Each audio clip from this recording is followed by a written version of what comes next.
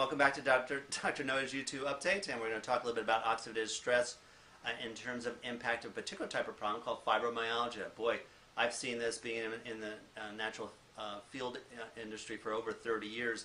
This has gone all over the map like that. Originally, because it's a syndrome, most drug doctors can barely focus on one drug, one problem. So if you come in with lots of different problems, what they always do is blow you off. Oh, well, you know, and it's mostly women as we'll talk about, oh, go see the psychiatrist.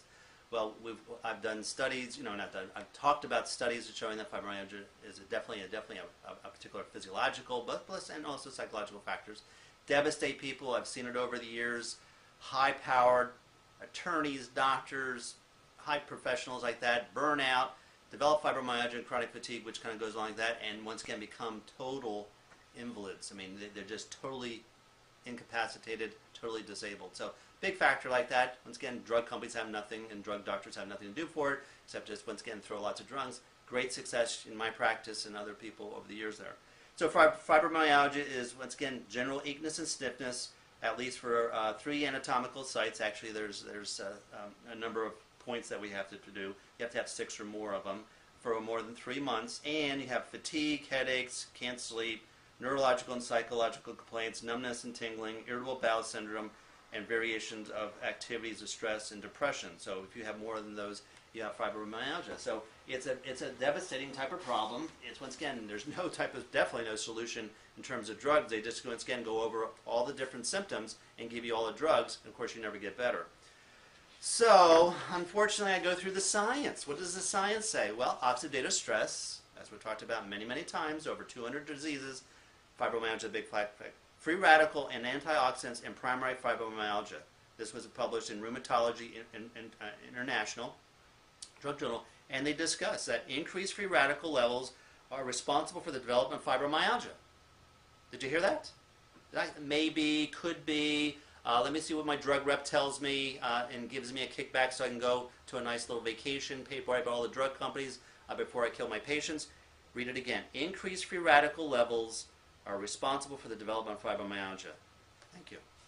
So if you're able to decrease oxidative stress down to a baby in 30 days, that will have a major impact in your terms of your health and well-being.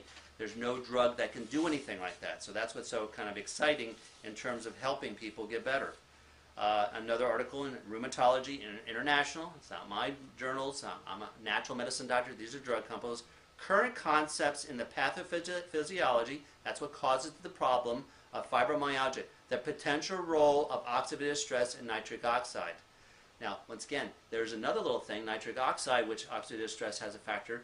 There's another product that Cindy and I and other people know using arginine, special blend from a doctor here in the Bay Area that works great for nitric oxide. So those are some of my tools that I use for fibromyalgia, and they get better because, yeah, I do the science. I read the science. The scientists say this helps. You correct the problem, and you get better. Unlike, here, Mrs. Jones, take some more drugs. I'm making lots of money. You're on 35 drugs. Oh, good. Now my children can go to college, all paid by the drug companies. Nice. Oh, you're still sick. I've seen you for 20 years. You keep getting sick. How do you look at yourself in the mirror, looking at these patients year after year getting worse, and what have you done? Nothing. Terrible. Really want to know how I feel about that? Thanks. Another study here in Redox Report, which is a more chemical journal. Redox has to do with different types of chemical reactions like that. They showed that supplementation of antioxidants in the therapy is indicated. That's right. It didn't say, oh, you should think about it. Is indicated in terms of helping that. So that's what's so confusing to me. I read the scientific literature. I understand how this works. My patients get better. But once again, I don't have the access in terms of all the money that's wasted on all this crap that doesn't work. So the big thing is to correct this whole type of healthcare system is real simple.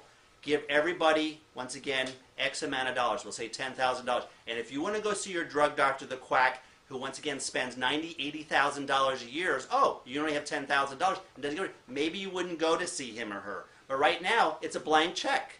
Oh, I don't have to worry. I don't care how much. You ask your drug doctor, how much does this actually cost? They don't even know because they're not in reality. They, once again, bill out all these enormous type of things. We know we don't have the money because of debt, and that becomes a problem like that. is that so if everybody had, once again, you have this in your account, and if you want to go see a specialist for $800 an hour that does nothing, maybe you would never ever do that again. But you'll keep going to these specialists because, yeah, you're on Medicare, Medi-Cal, you have insurance. I don't pay. That's why I don't pay for that because I don't pay $90,000. Well, that's right, Mary. You don't. That means either I do or my grandkids or my great-great-grandkids are going to have to pay for it because that is an IOU. That's the big problem. As Dawn, Cindy's wife,